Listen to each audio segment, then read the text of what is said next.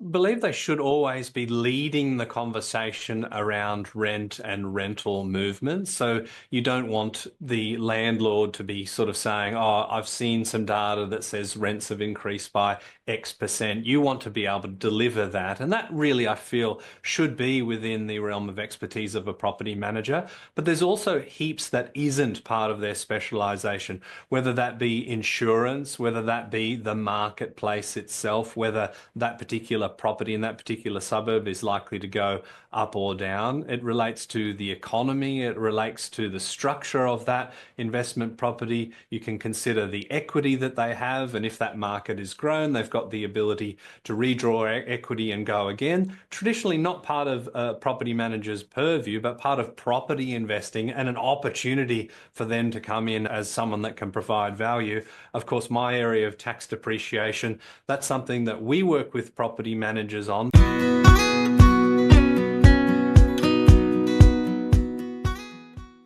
Hello and welcome to another episode of the Property Management Podcast. Thank you so much for having me in your ears. And today we're going to dive into a topic that's essential for property managers, business owners, and BDMs, and that's investor conversations that convert. As property managers, we spend a lot of time focusing on new tenants, closing deals, and managing properties. But what about our investors? They're the backbone of the business, and building strong, trusting relationships with them is key to long-term success. But how do you move past surface level conversations about rent and return on investment to build those lasting relationships? How do you turn every conversation into an opportunity not only to convert, but to also retain your investors? Well, to help me unpack this, I've brought in a true expert to help us. Today's guest is Mike Mortlock, the Managing Director of MCG Quantity Surveyors, Australia's fastest growing QS firm and one of the top 100 fastest companies in the country, according to the AFR Fast 100.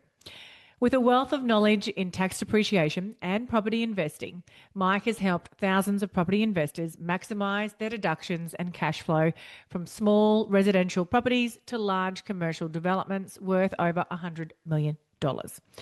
Mike is a regular commentator in top publications like the Australian Financial Review and realestate.com, and he's also the host of the Geared for Growth Property Investing podcast.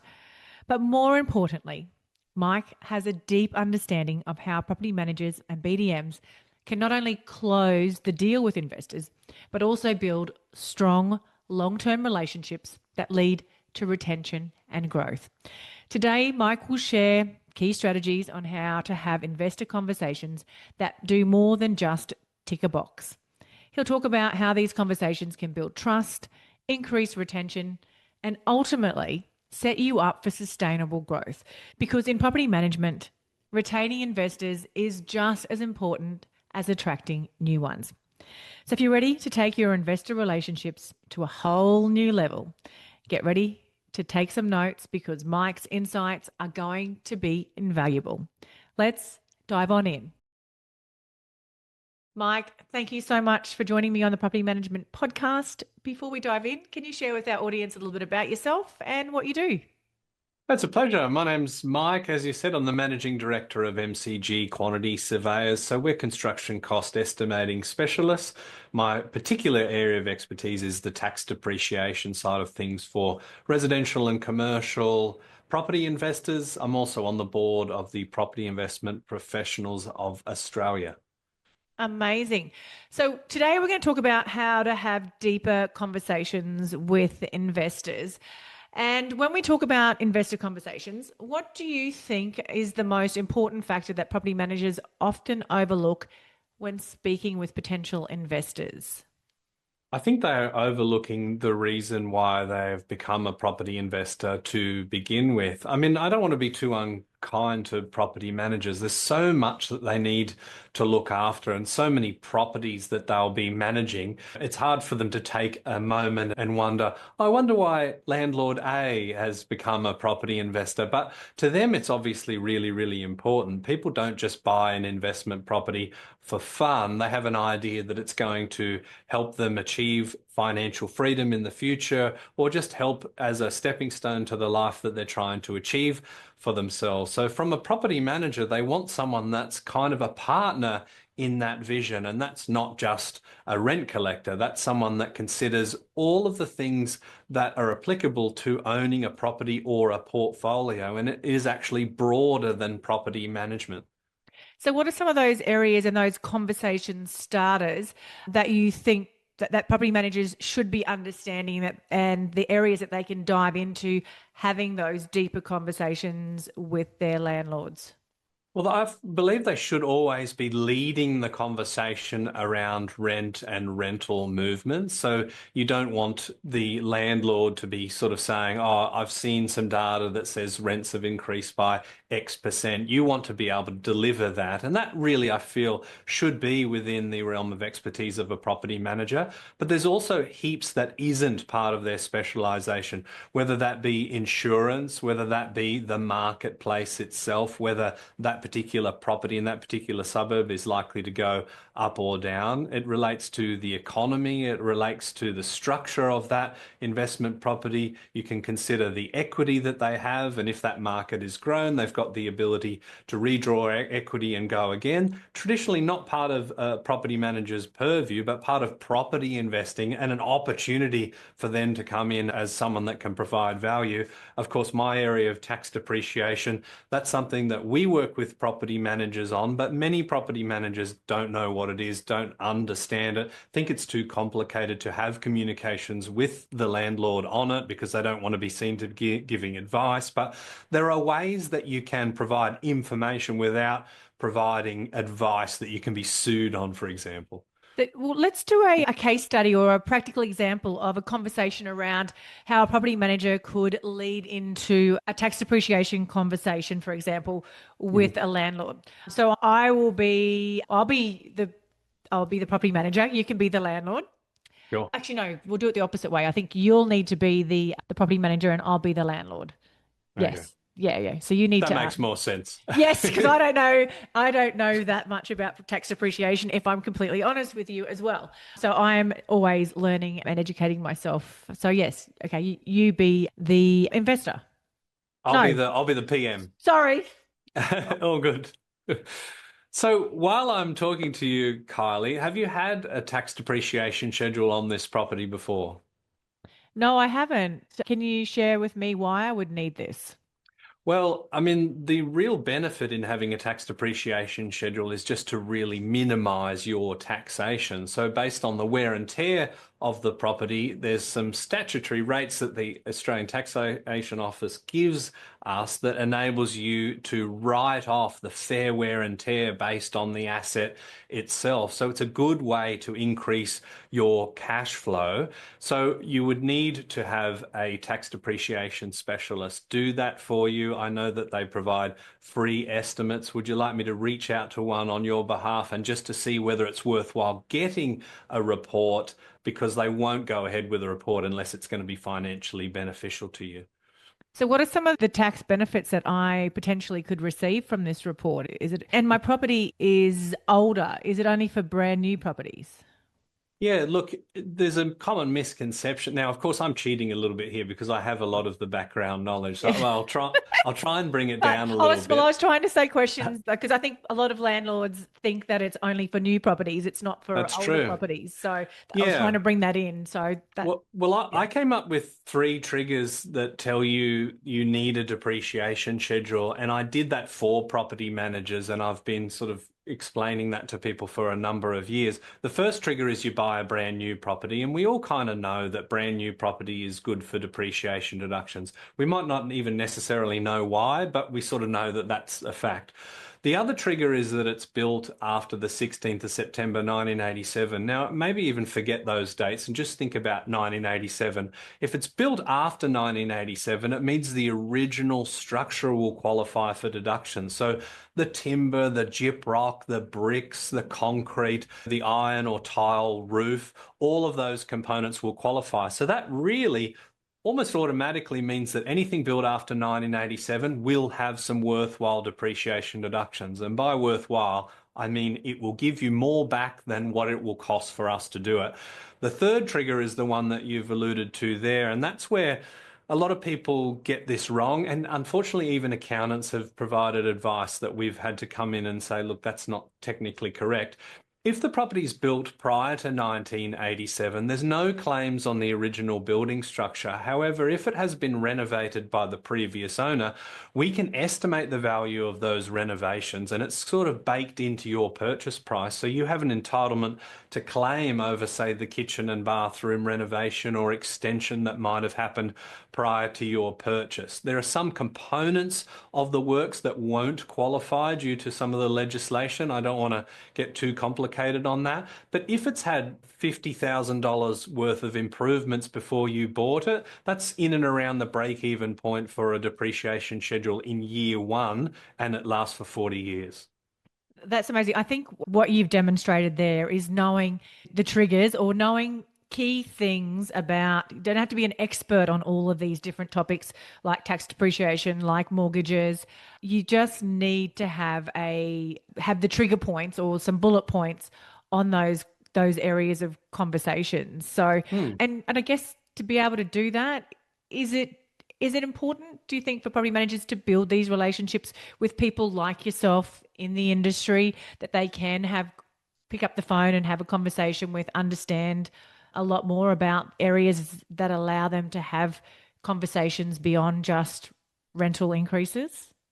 Oh, absolutely. I think it's absolutely crucial. And put it this way, if you know somebody like me, we're going to do the work for you. We're not expecting you to educate yourself and read all of our blogs and listen to all of my podcasts. We're basically just sort of saying, if you come across a landlord that hasn't had a depreciation schedule done before, send us the URL of the listing or the photos or what have you. We'll ping back a free estimate of the potential deductions. And I think what property managers miss in this example is that they might be the reason for introducing a concept to their landlord that could put $4,000 or $5,000 back in their pocket at tax time.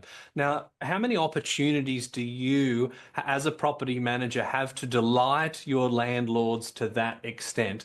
Of course, when you can sort of say the arrears have fixed themselves up and we're now back on track, or I did the routine inspection and there's no damage. There's lots of nice positive things, or the market has increased, so we think you should improve the rent. I mean, those are all touch points that can be wonderful conversations, but on average, we're getting around $9,000 worth of depreciation deductions for our average residential client. Now, that figure goes up and down depending on the day and the sample size and that sort of thing, but that could very reasonably be $4,000 back in their pocket.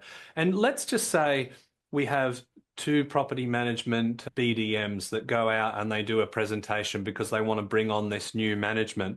There's three of them, two of them seem really good. The third one seems on par, but they say, have you had a tax depreciation schedule before? Because that's an important thing to do if you own an investment property, because you can minimize your tax. Now, if the landlord hasn't heard about that concept before, then straight away that person leaves with an edge, with an X factor to say, okay, everyone else just talked about their arrears policy or what their fee was or how often they do routines or how much it costs to prepare a lease. But this person did all that, and they also talked about something that is applicable to owning an investment property and successfully having a property or a portfolio. So I think it's a missed opportunity for a lot of PMs.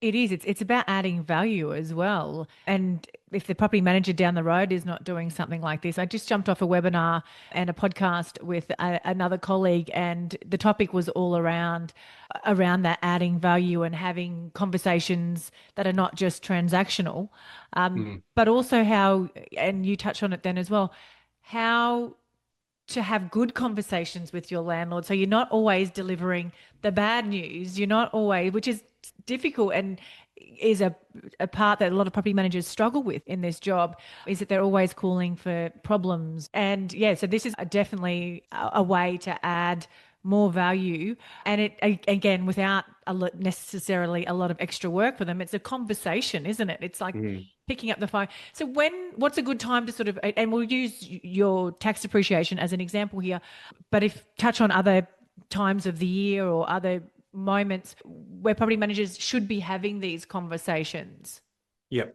Yeah, look, a good time to talk about, say, tax depreciation is with a new management or in and around tax time. Those are the great times to have these conversations. And even in the lead up to tax time, just to say, okay, well, we're going to be giving you a rental statement within X amount of days, and that'll show the rent coming in and the expenses going out. So you'll need to give that to your accountant. But maybe here's a checklist of another couple of items to consider so that you have a great meeting with your accountant this financial year. I mean, our business has a tax time toolkit for property investors, and there's so many resources. I'm not just here to flog what I do and my stuff. My point is I do actually want property managers to be empowered to go out and add as much value as they can and have these conversations, because I believe those are the property managers that are most likely to win. And the relationship between a property manager and a property investor is so critical. And you would see the people that grow a portfolio beyond 1 to 3, 4, 5, and the percentages are low. You have 90% of people really owning 1 or 2 properties. The rest is kind of the rarefied air. But the ones that grow that portfolio often have a great relationship with their property manager, or they cite a property manager as the reason that's given them the confidence to expand their portfolio. So what are some of the other experts you feel that property managers should have in their corners, and that they should be, so those experts that they should be having conversations about?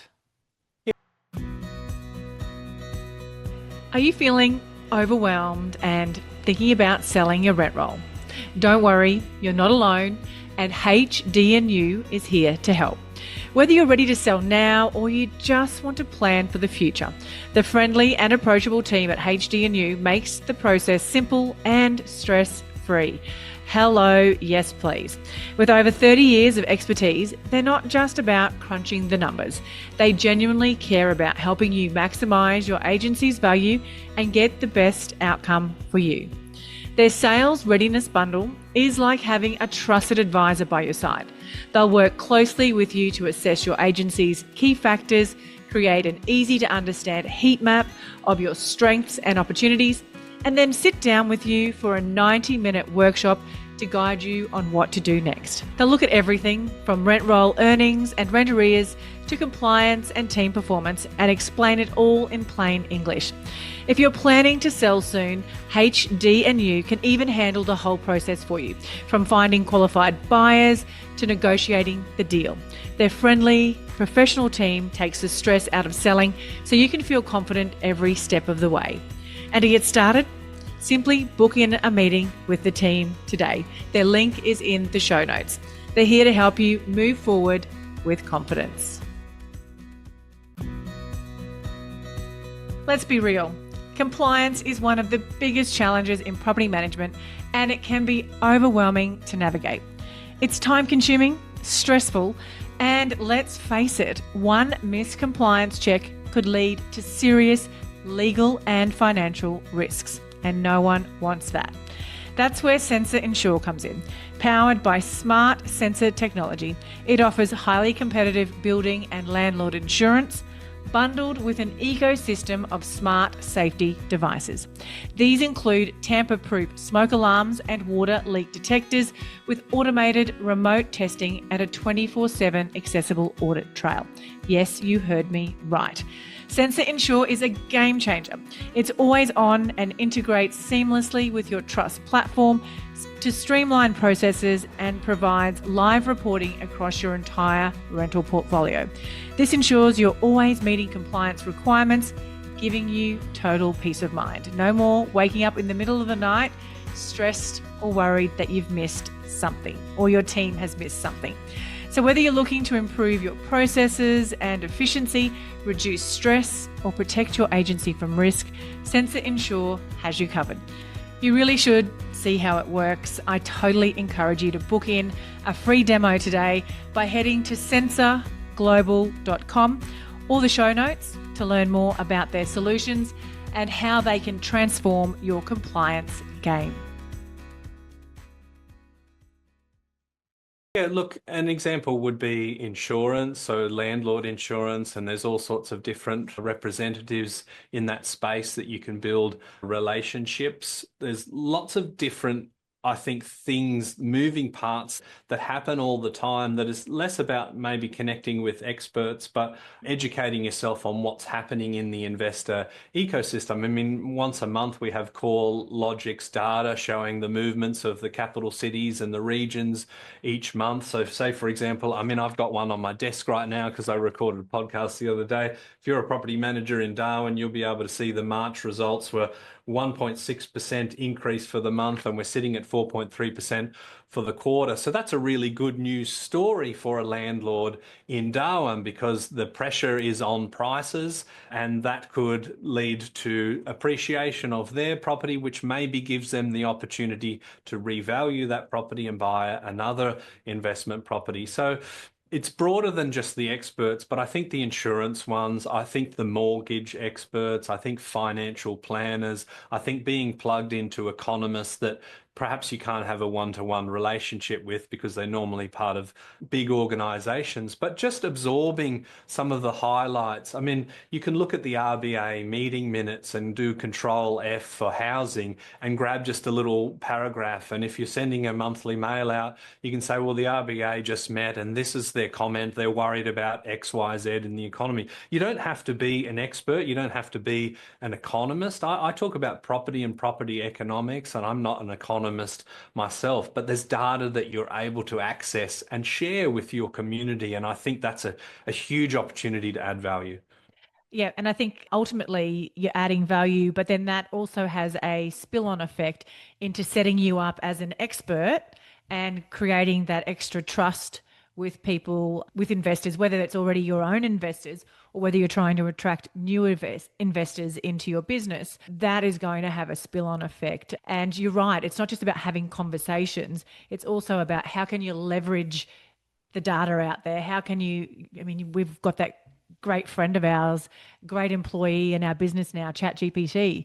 Plug into ChatGPT, create a blog on it, create, if you into podcasting, create a webinar around topics. And speaking of that, I guess hosting and getting, like you and I have partnered on a couple of webinars and podcasts, pitching yourself for podcasts or getting, even if it's not a podcast, but just a in-house webinar, pitching and inviting guests like yourself or mortgage brokers or insurance specialists in to do some educational webinars is another way to, again, add value, set yourself up as an expert and build trust, and that's something that you do really well as well, Mike. You do that, you put yourself out there. You're not just a tax depreciation specialist, which you are, but you're so much more than that.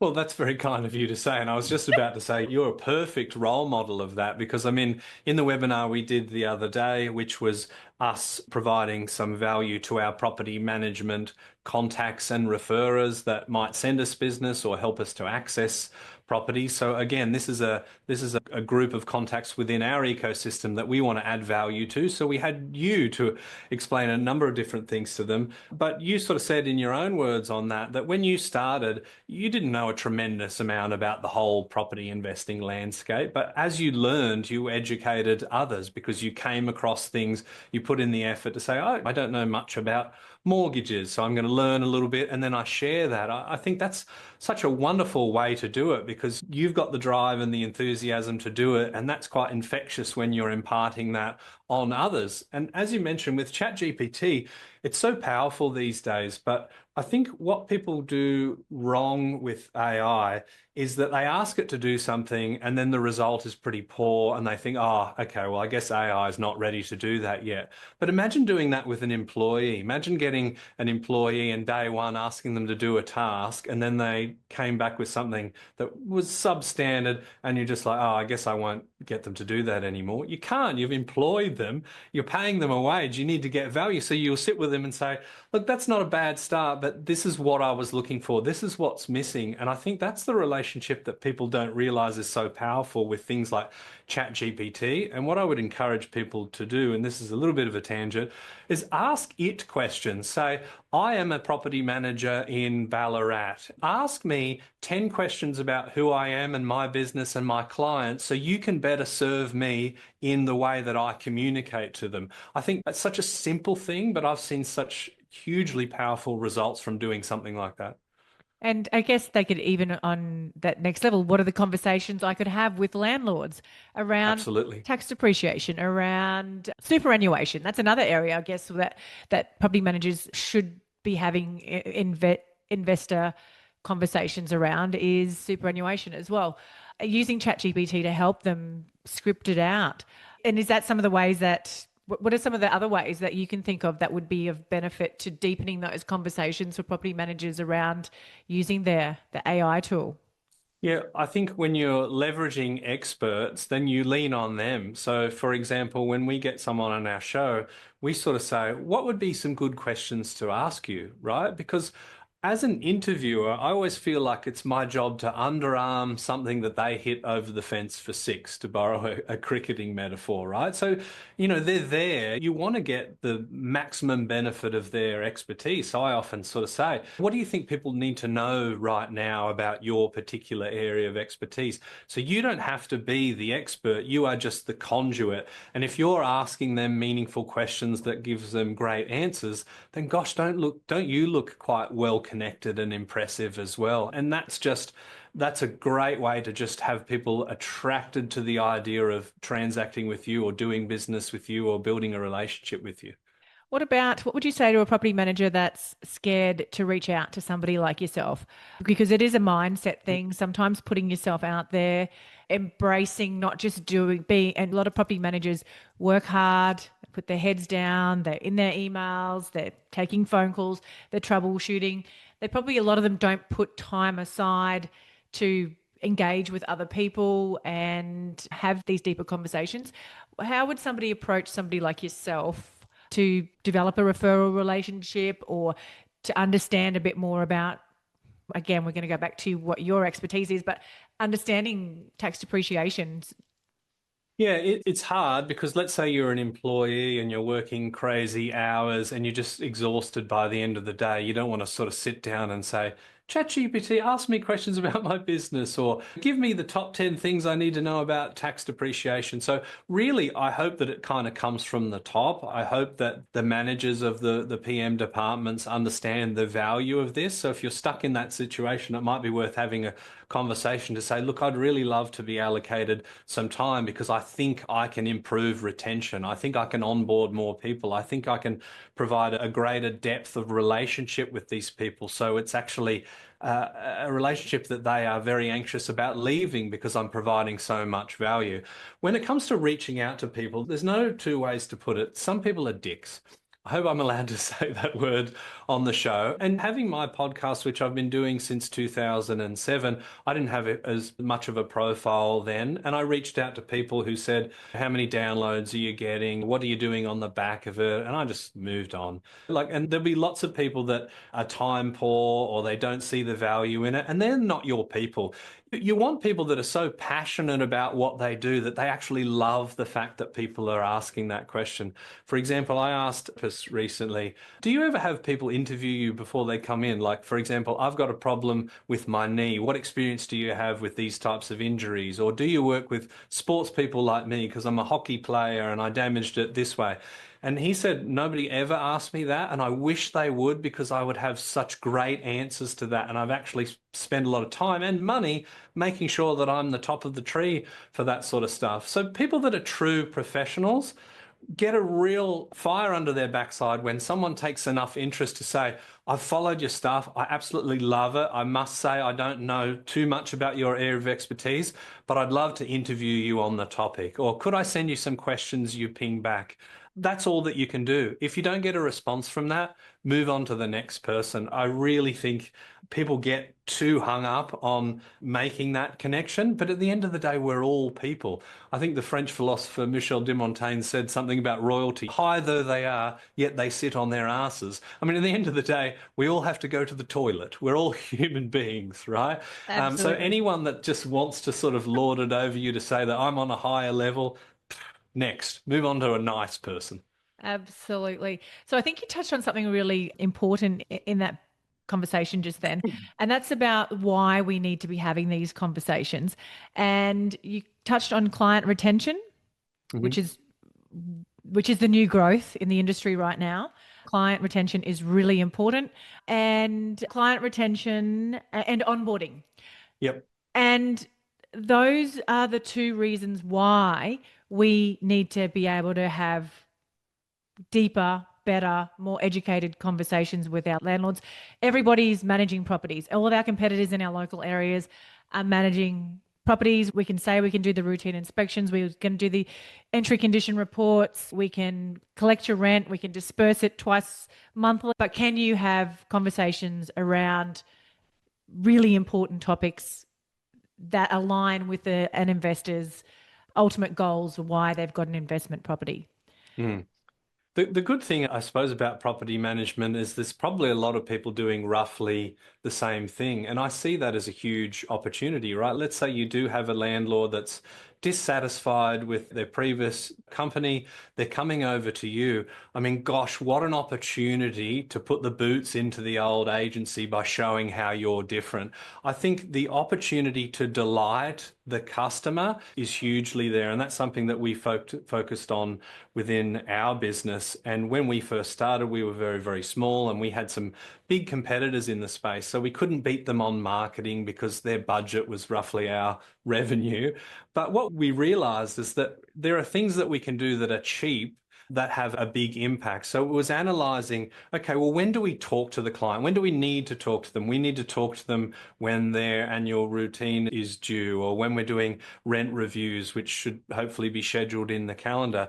And you look at those touch points and go, okay, well, how do we have the best experience and the best communication in and around that touch point? So, of course, you can think about that with onboarding and go, okay, here's a welcome pack to our agency. Here's all the things that we're going to do in the next little while. Don't worry about all of these points. We're going to walk you through that. We're going to manage that for you. But then there's an opportunity to say, if you would like, I actually have a 10-part video series that walks through all the key parts of owning an investment property. Would you like me to add you to that? I mean, and Oh, that's love where I that. can, Yeah. yeah, that's where you can go to your mortgage broker. That's where you can go to your buyer's agent, all the different specialists and kind of say, I've thought about all of these things for you. I've done a quick interview with my local rep on landlord insurance, and here are the key things that you need to know.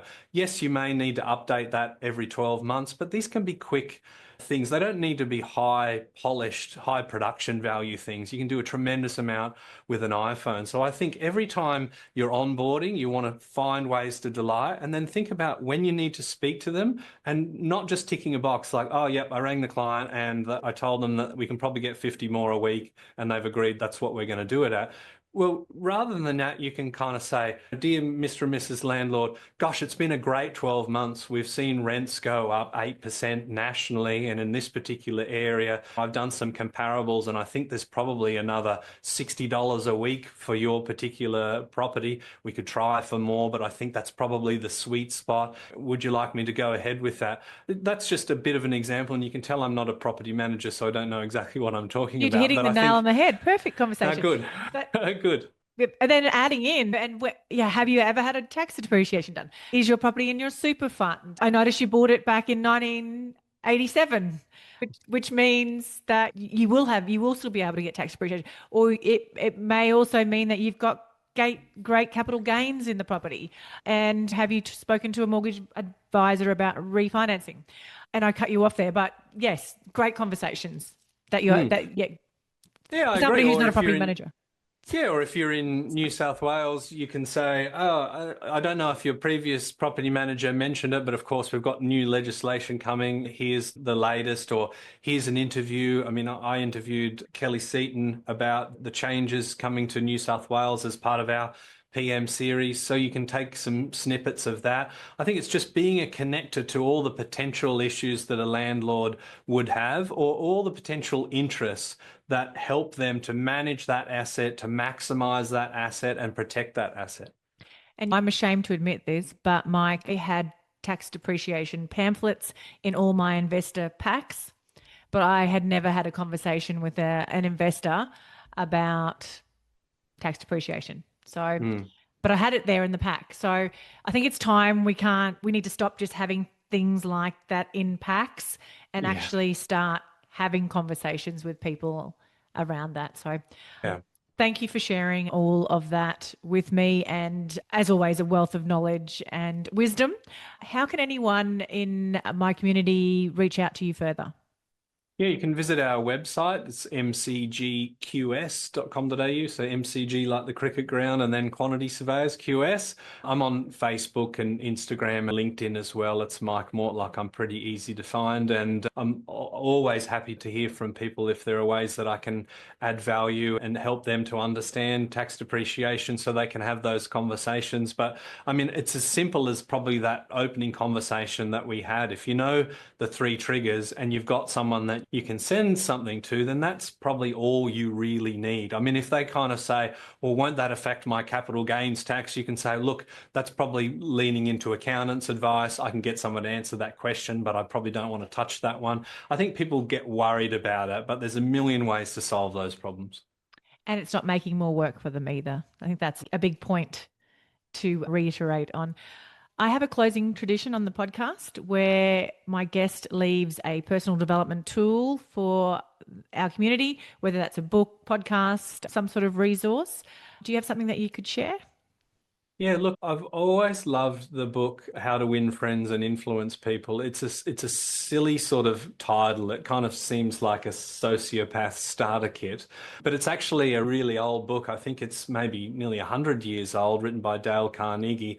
And it's sort of one of the first kind of business and self-improvement books that ever really existed, in my view, unless you're going back to Marcus Aurelius's Meditations or something. But I would definitely recommend people lean into that because it covers a lot of the tenets that we talked about today. I read it every year. It's one of my favorites. Oh, awesome. Yeah. Mike, thank you so much for joining me on the podcast. Super grateful to have you here. Pleasure. Thanks, Kylie. Appreciate it. If you're ready to be a super organised, focused and productive property manager, buckle up because Colmio is about to revolutionise the way that you work. Colmio is the driving force behind property management excellence in residential real estate. Now picture this, a comprehensive end-to-end system designed to be the beating heart of your property management tasks, manage your properties, owners and tenants, and handle payments, inspections, and even marketing listings without leaving the platform. Colmio is designed to be an all-in-one solution to all your property management needs. And here's the game changer. Colmio isn't just software. It's been awarded the most innovative prop tech scale up in 2023. Yes, you heard it right. Colmio has been recognised for their groundbreaking approach to property management software. How good is that? So property managers, whether you're a seasoned pro or just starting out, dive into the future of property management with Colmio. You can book in a demo with the team today and go in their weekly draw for a Prezi gift card worth $100. All you need to do is to head to the link colmio.com/thatpropertymum, and Colmio is KOLMEO.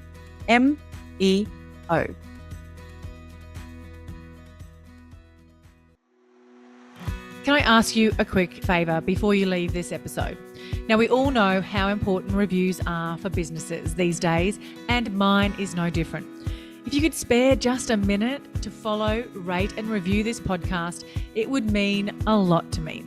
In fact, what would get me super excited is if you share this podcast with someone in the industry who you think might need to hear some of the episodes right now. And if you'd like to find out more about working with me or any of the products I have to help you start, grow, or scale your property management business, head to my website, thatpropertymum.com.au, or check out the links in the show notes.